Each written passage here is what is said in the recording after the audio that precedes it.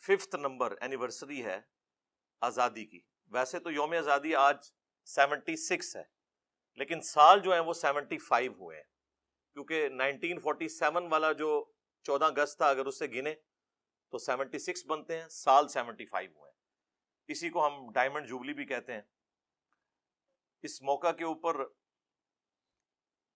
بالخصوص پاکستانی قوم جو پاکستان میں ہے یا باہر کے ملکوں میں محنت مزدوری کرنے کے لیے گئے ہیں ان کو، اور بالعموم ہم پوری امت مسلمہ کو مبارکباد پیش کرتے ہیں، اور سب سے یہ ریکویسٹ کریں گے کہ اللہ کے حضور اس نعمت کا شکر ادا کریں. دیکھ لیں آپ ہمارے پڑوسی ملک انڈیا کے اندر مسلمانوں پہ کیا ظلم ہو رہا ہے. پہلے وہ ظلم صرف آکوپائڈ کشمیر تک تھا، لیکن اب تو جب سے یہ بدماش مودی حکومت آئی ہے اس کے بعد سے تو پورے ملک کے اندر مسلمانوں کا جینا دوبر کر دیا انہوں نے. اس کے علاوہ بھی جو آزادی ہمیں یہاں پہ حاصل ہے، خصوصاً مذہبی آزادی، یہ الگ بات ہے کہ مولویوں کا طبقہ یہاں پہ کافی مضبوط تھا، اس کی وجہ سے وہ اختلاف رائے برداشت نہیں کرتے تھے، لیکن اب کافی حد تک ان سب کا سافٹ ویئر اپڈیٹ ہو چکا ہے الحمدللہ.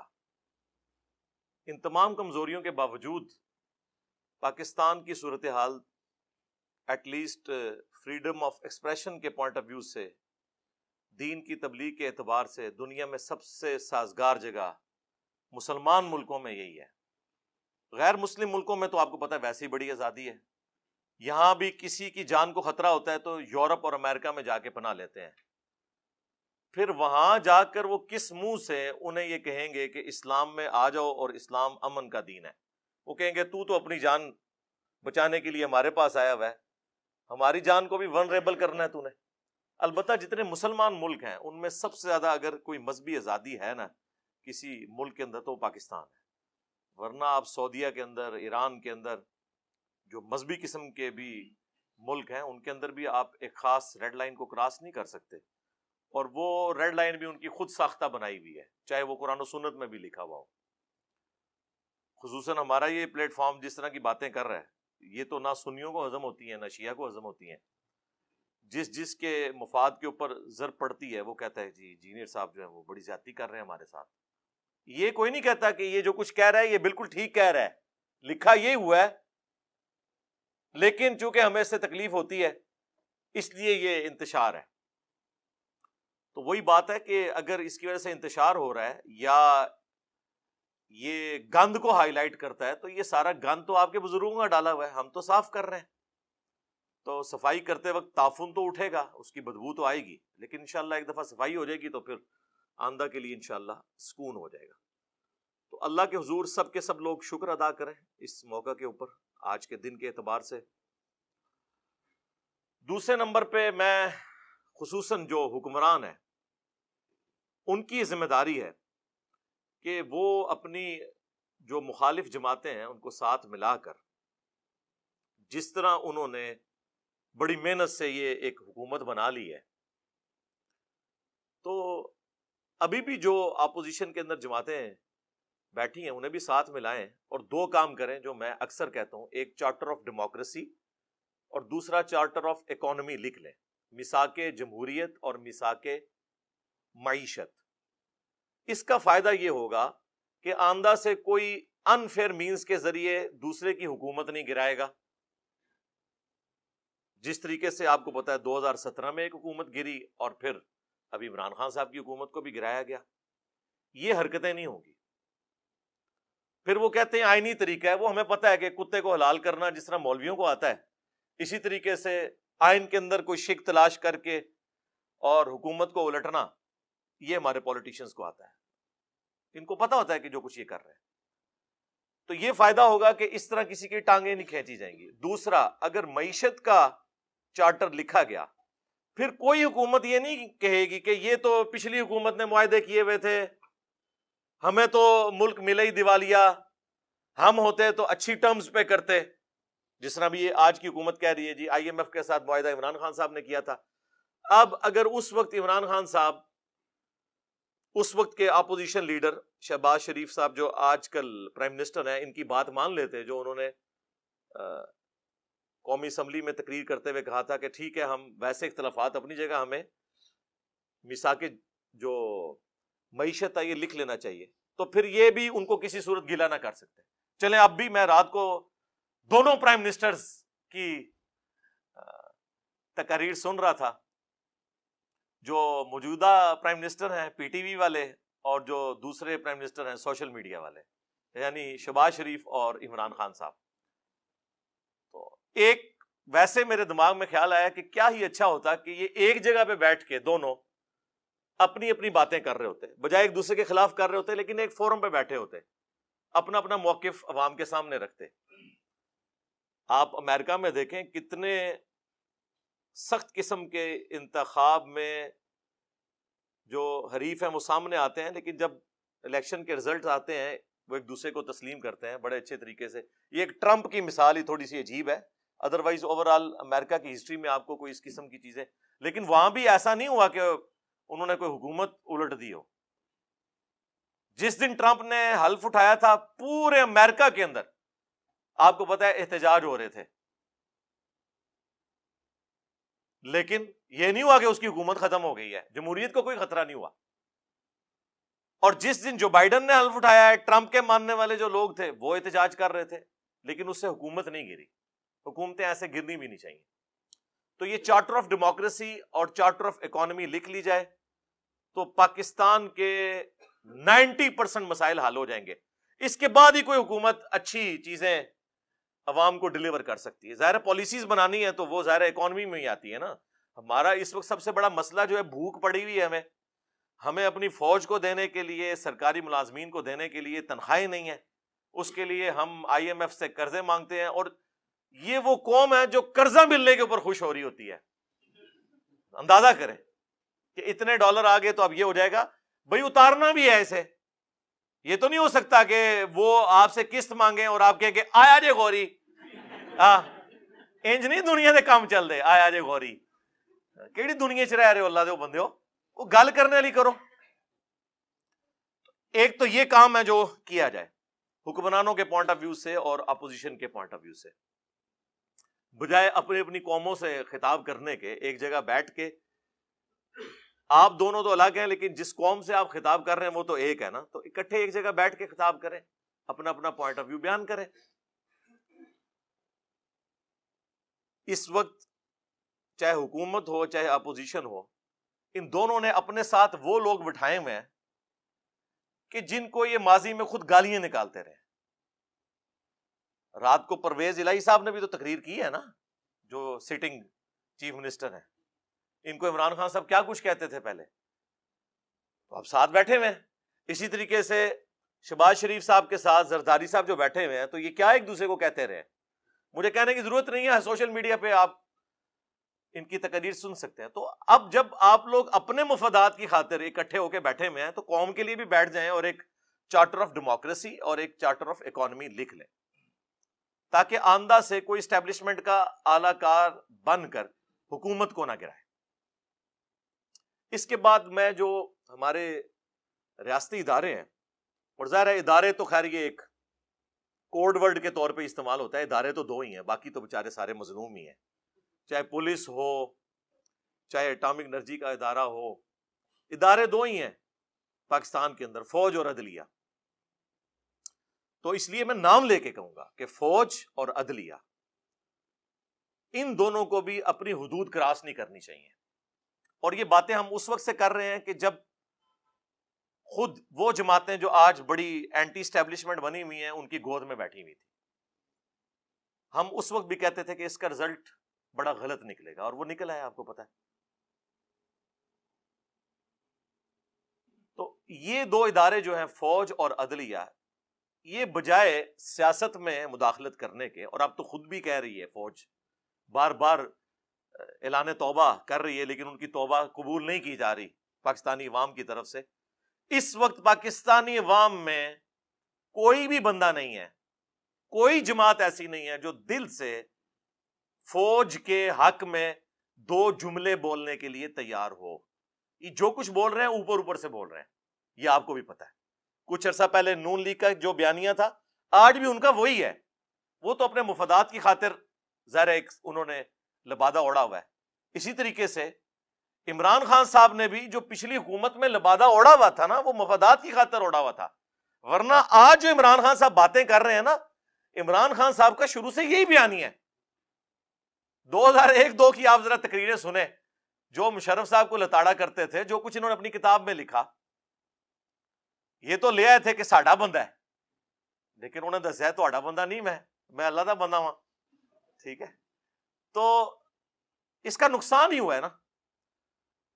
اور پھر دیکھیں کہ جب آپ سیاست میں مداخلت کرتے ہیں, چاہے فوج یا عدلیہ, آپ اپنے کام کوئی نہیں کر رہے ہوتے. پاکستان کا ایک ہی مسئلہ ہے کہ ہر کوئی دوسرے کا کام کر رہا ہے. ایک مسئلہ ہے. وہ ہمارے جو ایکس چیف جسٹس صاحب تھے, کبھی ہاسپٹل میں پہنچے ہوتے تھے, پھر انہوں نے کہا تھا میں نے ریٹائر ہو کے جو ہے وہ ڈیم فنڈ کے لیے جو ہے وہ خیمہ لگا لینا ہے وہاں پہ, پوری قوم کو بڈ بنا کے چلے گئے. ابھی تک بینکوں کے باہر جو ہے نا ان کے وہ لگے ہوئے ہیں چندہ فنڈ کے بینرز. لیکن ان سے کوئی پوچھ لے کہ سر یہ بتائیں کہ اس وقت پینڈنگ کیسز کتنے ہیں, تو وہ آپ کے اوپر توہین عدالت لگا دیں گے. آپ کون ہوتے ہیں پوچھنے والے؟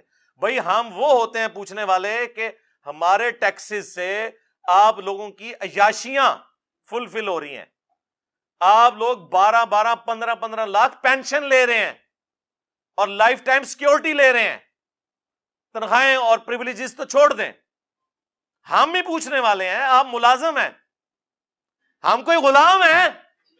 ہاں آپ غلام ہیں پاکستانی عوام کے. میں سرکاری ملازمت الحمدللہ 19 گریڈ میں نے ریٹائرمنٹ لی ہے. میں آج بھی کہتا ہوں ہم پاکستانی عوام کے غلام ہیں. بلکہ میرے آفس میں جب کوئی کہتا تھا نا ملک و قوم کی خدمت کریں, میں نے کہا یہ کون سا یار تماشا لگایا ہوا ہے ملک و قوم کی خدمت, جی اٹامک انرجی والے ملک و قوم کی خدمت کر رہے ہیں. مفت کر رہے ہو, تنخواہیں لے رہے ہو, گاڑیاں لی ہوئی ہیں, ہاؤس رینٹ لے رہے ہو, لائف ٹائم پینشن لوگے, یہ کون سی ملک و قوم کی خدمت ہو رہی ہے؟ یہ اسی طرح کی خدمت ہے جس طرح علماء کہہ رہے ہیں ہم دین کا کام کر رہے ہیں. چندوں پہ خدمت کون سی ہے؟ تنخواہ لے رہے ہو, یہ کون سی بات ہوئی؟ تو یہ اپنے کام نہیں کرتے.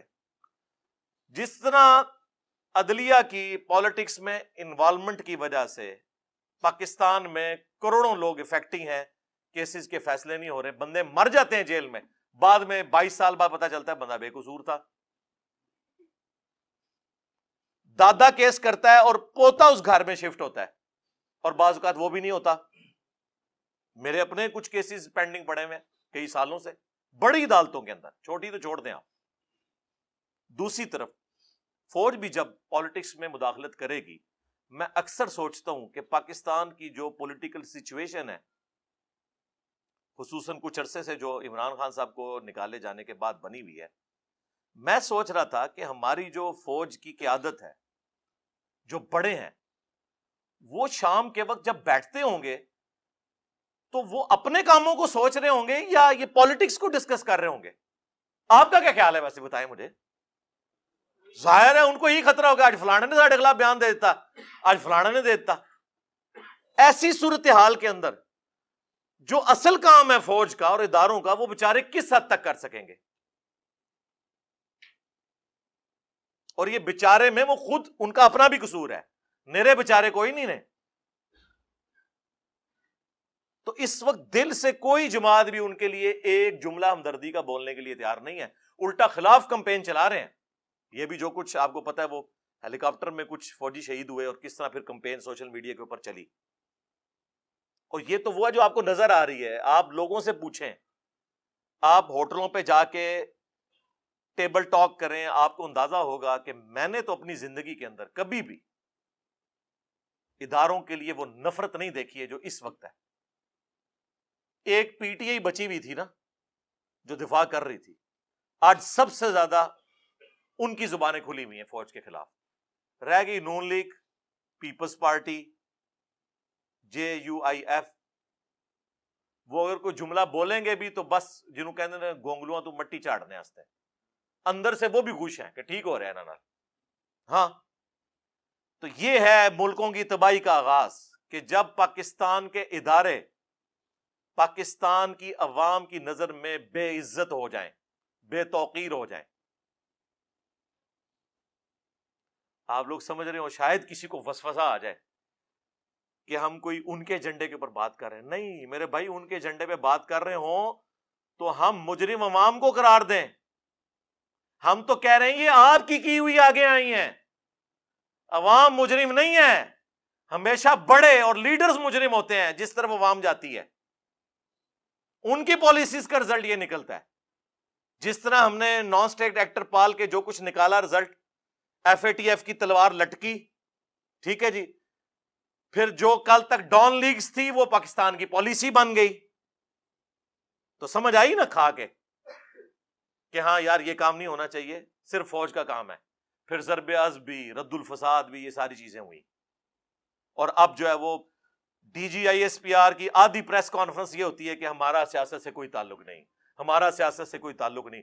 سرکار یہ روزانہ 100 دفعہ آپ تسبیح کھینچے نا، 100 دفعہ، ہاں، اور 100 سال تک کھینچتے رہے، پھر بھی اس قوم کو یقین نہیں آنا جب تک پریکٹیکلی آپ اس کو امپلیمنٹ کر کے نہیں بتائیں گے۔ یہ ذہن میں رکھیے گا، اس طرح نہیں، جب تک آپ کچھ کر کے نہیں دکھائیں گے۔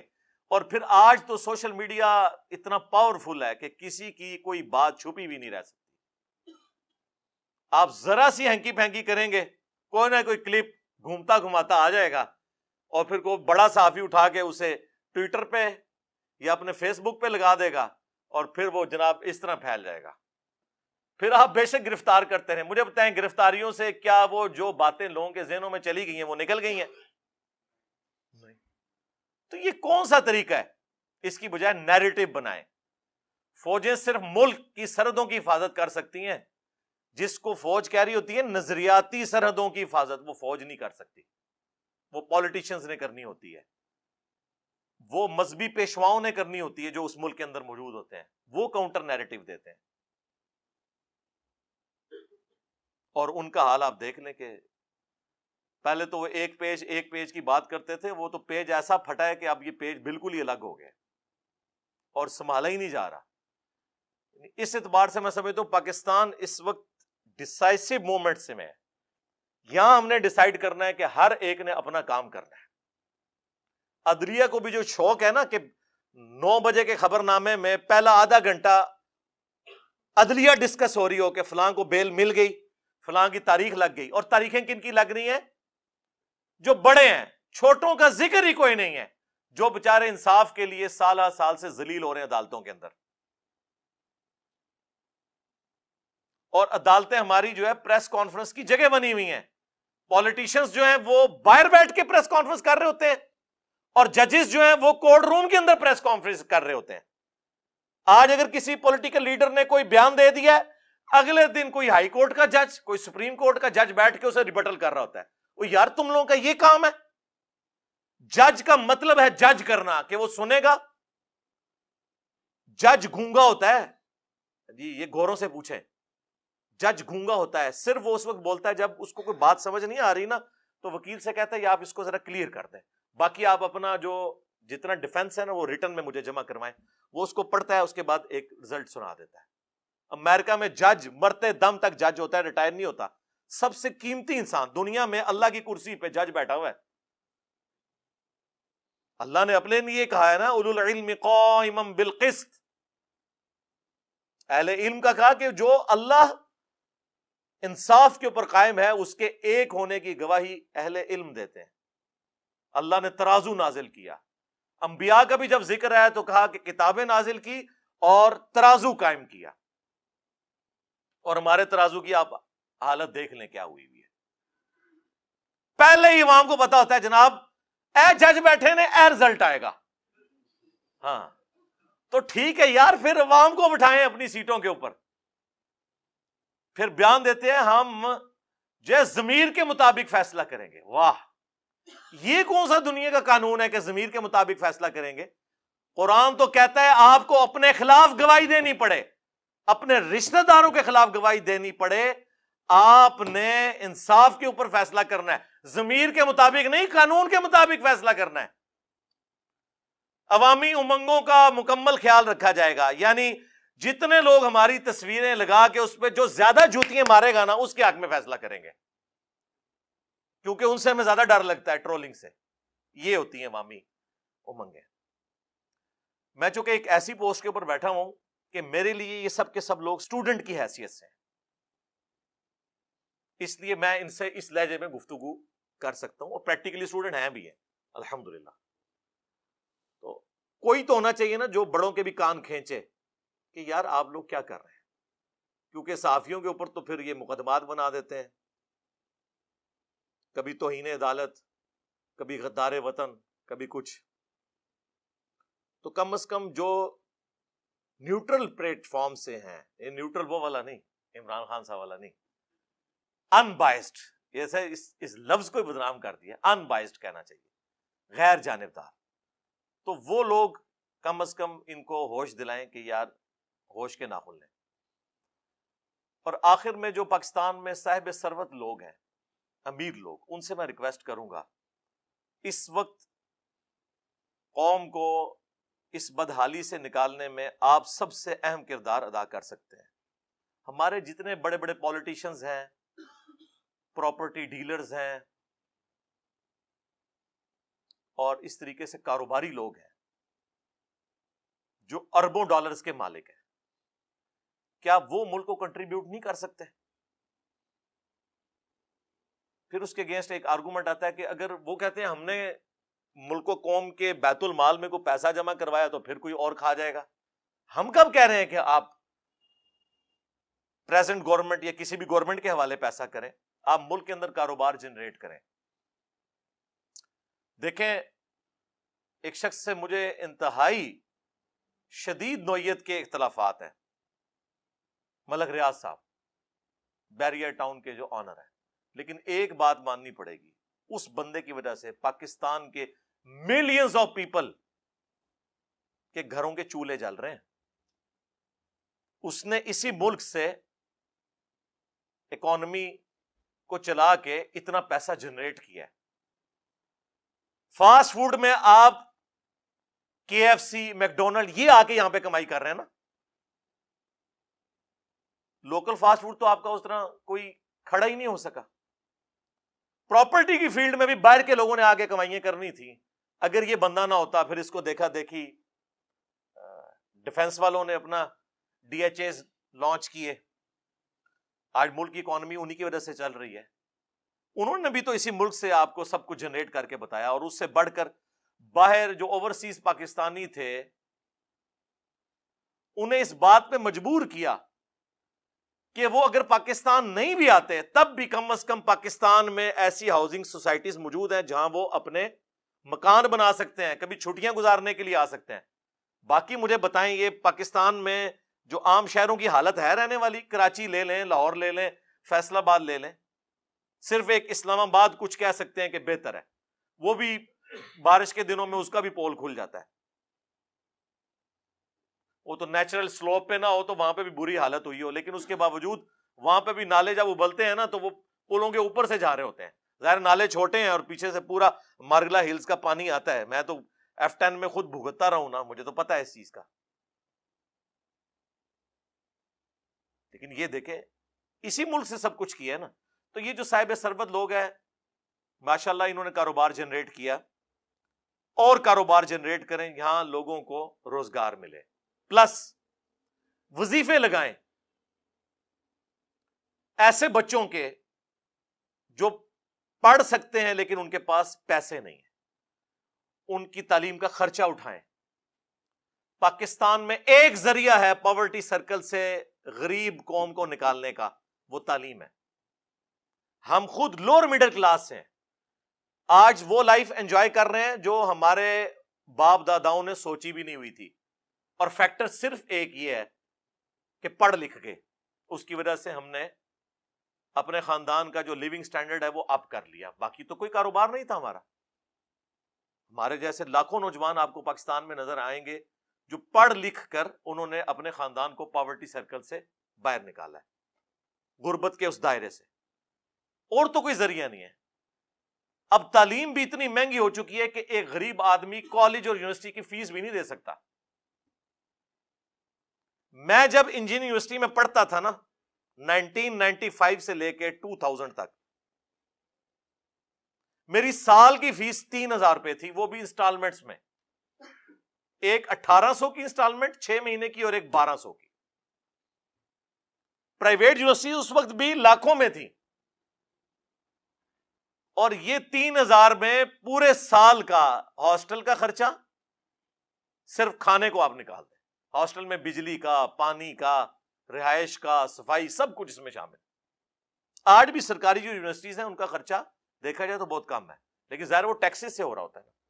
لیکن اگر آپ امیجن کریں کہ سرکاری یونیورسٹیز میں کتنے لوگوں کو داخلہ ملے گا, اتنا میرٹ ہائی ہو چکا ہے, تو پرائیویٹ یونیورسٹیز میں تو غریب آدمی تو اپنے بچوں کو پڑھا نہیں سکتا, تو ایٹ لیسٹ یہ صاحب ثروت لوگ جو ہیں وہ ان لوگوں کی تعلیم کا خرچہ اٹھائیں.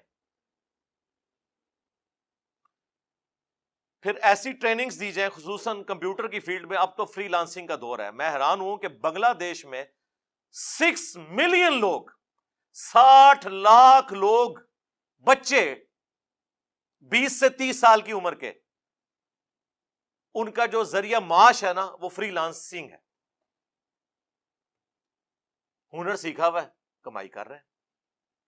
بنگلہ دیش دنیا میں دوسرے نمبر پہ آ گیا ہے فری لانسنگ کے پوائنٹ آف ویو سے, چائنا کے بعد. ہم کہتے تھے جناب غریب قوم ہے, اور کسی کو مثال دی جاتی تھی نا تو کہا جاتا تھا تیری 2 ٹکے کی بھی اوقات نہیں ہے. آج 2 ٹکے جو ہیں وہ پاکستان کے 4 روپے کے برابر ہیں, جو آپ 2 ٹکے کہا کرتے تھے. حالانکہ ان کے پاس ریسورسز بہت کم تھے. اچھا یہ میں کوئی جیلسی میں بات نہیں کر رہا, مجھے تو بڑی خوشی ہوتی ہے بنگلہ دیش ترقی کرے, پھلے پھولے, ہمیں خوشی ہوتی ہے کہ ٹھیک ہے یار, ایک غم تھا وہ ہم سے الگ ہوئے. لیکن جس طرح کبھی ماں باپ بھی یہ کہتے ہیں کہ یار ٹھیک ہے بچے ہم سے الگ ہو گئے مجبوراً, لیکن اپنے گھروں میں تو خوش ہے نا, ہمیں تو اس بات کی خوشی ہے. وہاں پہ بھی کروڑوں مسلمان رہ رہے ہیں. جب ہم الگ ہوئے تھے آبادی برابر تھی, بلکہ ان کی تھوڑی سی زیادہ تھی. آج دیکھیں جناب ماشاءاللہ یہاں تو بارے ہیں. یہ بھی تو بہت بڑا ایٹم بم ہے نا آبادی والا, اور کروڑوں کا ڈفرنس انہوں نے ڈال لیا ہے, کنٹرول کیا ہوا ہے. یہ کون سا طریقہ ہے جی امت میں اضافہ کرنا ہے؟ جی اس طرح کی امت جو نکھٹو قسم کی اضافہ کرنا ہے, تربیت کوئی نہیں کرنی ہے. یہ پتہ نہیں کس نے ان کو پڑھا دیا ہوا ہے. وہ آپ میرے فیملی پلاننگ کے اوپر جو میری ویڈیوز ہیں وہ دیکھ لیں, وہ آج ٹاپک پھر ایک الگ ہے. تو یہ کام کرنے کا ہے. پلس جو میں اکثر کہتا ہوں کہ جو امیر حضرات ہیں, خصوصاً جو ڈیفنس میں بیریئر ٹاؤن کے اندر رہ رہے ہیں, جن کے ذاتی مکان ہیں, مہینے کی انکم ان کی 2 لاکھ روپے سے زیادہ ہے, ان کے لیے کوئی مشکل نہیں ہے کہ اپنے گھر کی چھت کے اوپر ایک سولر سسٹم لگا لیں. یہ میں نے بالکل اس طریقے سے, جیسے میں کہتا ہوں نا قرآن پاک آپ نے ترجمے سے پڑھنا ہے تاکہ آپ کے عقائد کی اصلاح ہو, یہ بھی میں نے لکیر بار بار پیٹنی ہے کہ یہ آپ زیادتی نہ کریں باقی قوم کے ساتھ, کہ پاکستان میں 1 یونٹ آلموسٹ 35 سے 40 روپے کا بجلی کا بنتا ہے, جو گورنمنٹ آپ کو 15 سے 20 روپے, اب انہوں نے 24 روپے کر دیا ہے. ابھی بھی گورنمنٹ جو آپ کو بجلی کا یونٹ دیتی ہے نا, 10-15 روپے ہر یونٹ کے پیچھے صدقہ خیرات کے پیسے یعنی ٹیکسز کے پیسے وہ ڈال کے دیتی ہے. ایک امیر بندے کا یہ کام نہیں ہے کہ وہ صدقہ خیرات کے پیسوں سے بجلی لے, وہ تو افورڈ کر سکتا ہے نا یار. 10 kVA کا ایک سسٹم لگا لے, اگر بڑا مکان ہے, چھوٹا مکان ہے 5 kVA کا ایک سسٹم لگا لے. آج کی ڈیٹ میں 14 اگست 2022 بمطابق 15 محرم 1444 ہجری آلموسٹ 10 سے 11 لاکھ روپے کا 5 kVA کا سسٹم لگ جاتا ہے. 25-30 سال کے لیے آپ بجلی سے بے فکر ہو جائیں, جس طرح آپ گھر میں بورنگ کروا کے گورنمنٹ کے پانی سے بے فکر ہو جاتے ہیں نا, یہ کریں. اور دوسری آپ کی کتنی بڑی کنٹریبیوشن ہوگی کہ اگر یہ سب لوگ, بلکہ میں تو کہوں گا کہ بیریئر ٹاؤن اور ڈیفنس میں جہاں لوگ کروڑوں کے پلاٹس لے کے کروڑوں کی کنسٹرکشن کر رہے ہیں, اس میں مجھے بتائیں 10 لاکھ یا 20 لاکھ روپیہ تو اونٹ کے منہ میں زیر ہے. ان کو تو آفیشلی یہ ڈکلیئر کرنا چاہیے کہ یہاں پہ مکان وہی بنائے گا جو اپنا سولر سسٹم اپنا انسٹال کرے اوپر. اور میرے بھائی جو 1.5-2 کروڑ روپے کا پلاٹ لے رہا ہے وہ 10 لاکھ روپے کا سسٹم نہیں لگا سکتا. جس کے پاس 50 لاکھ روپے کی گاڑی ہے جو چند سالوں کے لیے ہے، اور یہ ایک پوری جنریشن کے لیے 25-30 سال کے لیے ایک سولر سسٹم نہیں وہ لگا سکتا. لیکن وہ لوکل نہیں لگانا آپ نے، جو کمپنیاں گورنمنٹ کی طرف سے ہیں جس میں ریورس میٹرنگ بھی پھر آپ کو الاؤ ہوتی ہے، جو اوریجنل والی پلیٹس ہیں. وہ میں نے اب کسی کا نام نہیں لینا ورنہ پھر ایک آپ بالکل اسپیسیفک ہو جائیں گے. کافی ساری کمپنیز ہیں، وہ آپ دیکھ لیں گے یوٹیوب پہ، آپ کو اندازہ ہو جائے گا. تو یہ کام اگر کر لیں تو اب یہ سب جو ہمارا امیر طبقہ اور زیادہ بجلی بھی یہ یوز کرتا ہے. آپ کو پتا ہے پاکستان میں 35 سے 40% لوڈ جو ہے وہ اے سیوں کا ہے. جی اگر اے سی بند کر دیے جائے نا پاکستان سے تو بجلی زیادہ ہے ہمارے پاس گرمیوں میں. مجھے بتائیں چھوٹی سی دکان میں بھی ایئر کنڈیشن لگا ہوا ہے تو ایٹ لیسٹ 1,500 سے 2,000 واٹ تو لیتا ہے ایک انورٹر بھی. وہ تو پھر چل چل کے تھوڑا جا کے پھر بھی 700-800 پہ تو آتا ہے. وہ جتنے سرکاری بلڈنگز ہیں ان کے اوپر سولر لگے ہوئے ہوں، نہ وابڈا سے ان کو بجلی دی جائے. جناب آپ یوٹیوب پہ جا کے دیکھیں جن ملکوں میں سورج اتنا نکلتا بھی نہیں، پاکستان تو آئیڈیل جگہ ہے سولر کے پوائنٹ آف ویو سے. باقی جو ونڈ انرجی ہے اس کے اعتبار سے تو صرف ہمارے کوسٹل ایریاز ہی ہیں، پورے ملک میں ونڈ انرجی تو اس طرح جنریٹ نہیں ہو سکتی. لیکن سولر پاکستان میں 330 دن سورج نکلتا ہے. یہ خوش نصیب ترین جگہوں میں سے ہے سولر کے اعتبار سے. چائنا میں دیکھیں پورے پورے پہاڑ، جس طرح یہاں پہ آپ کو درخت جنگل نظر آتے ہیں نا، سولر پینلز کے ہیں. جھیلوں کے اوپر، سمندروں کے اوپر، پولوشن زیرو، انرجی پروڈیوس ہو رہی ہے. کوئی تیل جلانے کی ضرورت نہیں ہے آپ کو، کوئی شور نہیں، کوئی کچھ نہیں. تو یہ کام کریں، پابند کریں ہاؤسنگ سوسائٹیز والے کہ سولر سسٹم اپنا لگائیں اور بجلی ان کو نہ پرووائڈ کی جائے. وہ بجلی جھونپڑیوں میں رہنے والے غریب لوگ ان کو ملے اور ان کے لیے اور سستی کریں. اور یہ بار بار جو تیل کے آپ معاہدے کر رہے ہیں اس کی بجائے سولر سسٹم خریدیں. گورنمنٹ معاہدے کرے بڑی کمپنیوں کے ساتھ. تو اب بجائے یہ پلانٹ لگانے کے جی ہم نے فلاں جگہ جو ہے ایک فرنس آئل کا پلانٹ لگا لیا، فلاں جگہ ڈیزل پلانٹ لگا لیا، اس کی بجائے میرے بھائی پاکستان میں زمین تھوڑی ہے یار، اندازہ کرو بلوچستان پورا. اور میں حیران ہو رہا تھا بلوچستان میں کتنا سیلاب آیا ہوا ہے. جہاں پانی کی ایک ایک بوند کو لوگ ترستے ہیں وہاں سیلاب آئے ہوئے ہیں.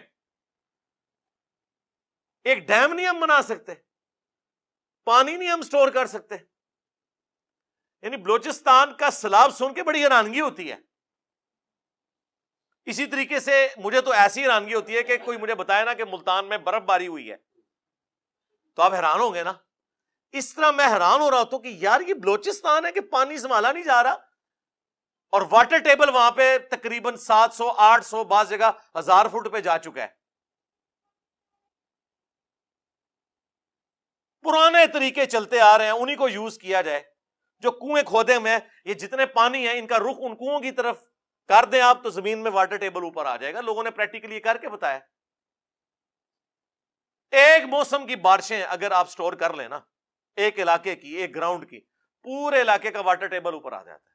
جہاں سٹیڈیم بنے ہوئے ہیں بس اس کو ایک رخ دے دیں اور 2-4 جو کنویں ہیں ان تک پہنچا دیں، کنووں میں پانی ڈالیں، وہ نیچے خود بخود واٹر ٹیبل اوپر آ جائے گا.